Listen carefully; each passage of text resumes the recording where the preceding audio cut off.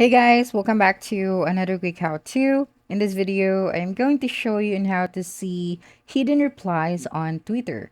So first is you have to open your Twitter application on your device, and then make sure to log in to your Twitter account. And then once you're here, is you just have to choose that specific post that you want to view the hidden reply. So for example, this one right here, so you just have to click on it.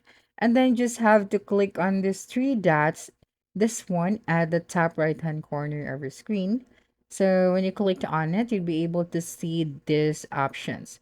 So all you have to do is to click on this view hidden replies, and then when you clicked on it, you'd be able to see here all of the hidden replies from this post. So for example, we would like to leave a comment on this post, and then the owner of this post will remove or hide your reply.